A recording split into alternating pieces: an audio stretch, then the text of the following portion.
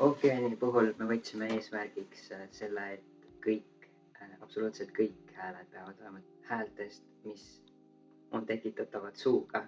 Nende töötlemine, samplimine ja vokaalikihtide ülesehitamine õpetas mulle väga palju. See arendas mind tohutult. Ookean oli esimene kord, kui ma pidin laulu kontekstis räppima või üldse räppima. Esimesed korrad salvestamist oli küll lihtsalt mina täiesti monotoonselt mingit teksti maha lugemas mingi rütmiga. Lõpptulemus ei olnud päris nii kohutav. Ma arvan, et edaspidi võib isegi veel räppida.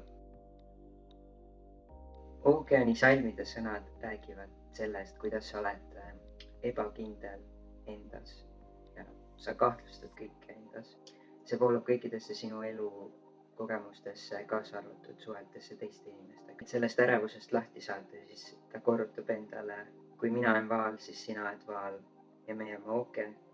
See tuletab talle meelde, et ta on jälle andmas alla oma hirmudele ja et see on tegelikult natuke absurdne. Ja selles mõttes see lause tegelikult kõlab ka natuke jaburalt. See üldine toon, ma arvan, et lõppkokkuvõttes on positiivne, sellepärast et viimasena jääb kõlama, kui mina olen vaal, siis sina oled vaal. Ja see on minu jaoks positiivne sõnum. Koduta krabi ja merikarbi koht. Ma vist reaalselt olin tööl, kui nagu mul see klikkis ja ma jätsin kõik pooleli ja ma pidin selle kähku kirja panema, siis ma olin nagu, see on hea. Muusikavideo idee sai alguses sellest, et meil lihtsalt oli vaja muusikavideo ideed. Ma lihtsalt panin Ookeani repeatile mängima, ma vist kuulasin seda mingi 3 päeva nagu järjest lihtsalt kogu aeg ja siis nagu 2. või 3. päeval ma istusin maha ja olin nagu nii, mida sa ette kujutad. Ma kohe algusest peale kujutasin ette, et see on lugu 2 inimese vahel, kes jooksevad teineteise eest ära, aga nagu ei lase teineteisest lahti, vaid kogu aeg on selline lähenemine ja tõmbumine. Ma mõtlesin ka selle peale, et kus kohas me saaksime seda filmida, et see idee oleks teostatav, sest kuna me tahtsime teha selle ühe võttega, siis need erinevad elemendid pidid olema väga-väga lähestikku. Mulle meenus, et kunagi varasemalt ma olin käinud Käsmu meremuuseumis ja mulle väga meeldis, kui ilus seal oli ja seal oli suur vaatetorn, mis minu jaoks sümboliseeris väga sellist õnnelikku lõppu või koos edasiminekut. See kividel, nagu erinevatel kividel seismine, see oli esimene idee, mis mul tuli ja ma tahtsin seda väga kasutada, sest minu arust see tundus armas. Ja teine oli see lõputseen, kus need 2 tegelast kahekesi sinna õnneliku lõpu poole jooksevad.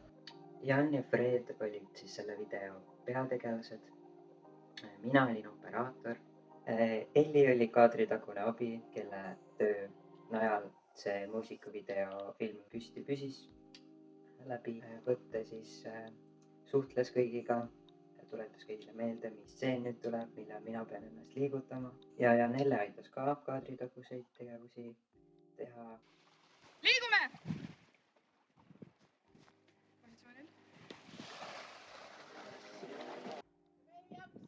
Jaksate küll! Kohe on läbi, kõik on läbi kohe! Ja lähevad! Ma ei tea, mulle väga meeldib, et nagu me reaalselt, me jõudsime täpselt sinna üles ja siis film sai otsa. Nagu see oli mõeldud niimoodi. Kõige toredam selle ronimise juures oli see, et Jan tegelikult kardab kõrgust, ehk siis ta kurtis peale selle, et tal jalad valutavad, et ta ei jaksa nii kiiresti sinna üles minna, ka selle üle, et ta kardab kõrgust. Me läksime Käsmu meremuuseumi alale kohale hommikul, me vaatasime selle võtteplatsi üle, hakkasime nuputama, kuidas me saaksime selle video algset ideed seal ära korraldada. Aga me ei olnud arvestanud ka sellega, et eksisteerivad tõusid ja mõõnad. Ei taha päris veeses ka hüpata riiete jalanõudega, siis pidime asju ümber tegema natukene. Fred oli plaaninud sinna palju rohkem kivide peal hüppamist, mille me kahjuks pidime ära jätma, sest et kivid olid märjad ja libedad. Kui me jupi haaval hakkas vaikselt selguma, et kuidas see siis lõpuks välja näeb, siis kõik see liikumine ja juhendamine minu arust tuli üsna loomulikult. Alguses oli palju segadust, sest et meil olid teistsugused plaanid. Aga kui need asjad nagu paika loksusid, ka istusime maha korraks ja panime kirja kõik need asjad, siis läks üsna selgeks. Paljud lahendused tulid koha peal. Seda filmimist me tegime, harjutasime läbi stseeni haaval. Ühte stseeni tegimegi mitu korda läbi enne, kui me liikusime järgmise juurde. Ja alles päeva lõpu poole hakkasime stseene üksteisega kokku panema, siis kui kõik oli logistiliselt läbi mõeldud. Seda lõpptulemust sai ka ikka mitu korda läbi tehtud enne, kui testfilmimiseks läks ja enne, kui päris filmimiseks läks. Me alguses arvasime, et torm tuleb ja me peame sisse minema ja võib-olla üldse ei saa sellel päeval lõpuni teha. 5 minutit paistis päike ja siis vahepeal sadas rahet. Hästi tuuline oli, kindlasti oleks pidanud olema soojemad riided seljas. Lõpuks tuul kadus ka täiesti ära ja tõesti kõik läks nii, nagu pidi minema. Ja tagasi koju sõites oli ikka väga hea tunne, et me ära tegime selle. Ookeani muusikavideo on Super 8 filmile filmitud. Esiteks, selle kasutamine annab meile mingisugused raamid ja limiidid ette ja võib-olla meie fantaasia hakkab paremini tööle ja me ei takerdu mingitesse lõpmatutesse võimalustesse.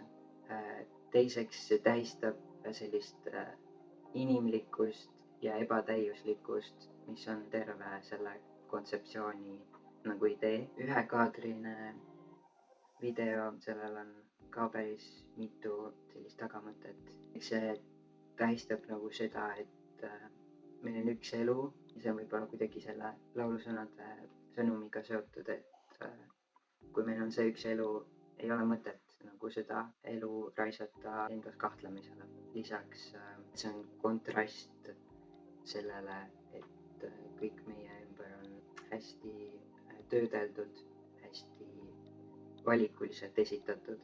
See, mis meie sinna muusikavideosse saime, see oligi lihtsalt nii, nagu see tuli. See on ebatäiuslik, seal võiks paljud asjad palju paremini olla. Me võtame selle ebatäiuslikkuse omaks ja ma arvan, et see on päris julge sellises maailmas, kus kõik näitavad ennast ainult täiuslikust küljest. Stream lähemale kuule on Spotify.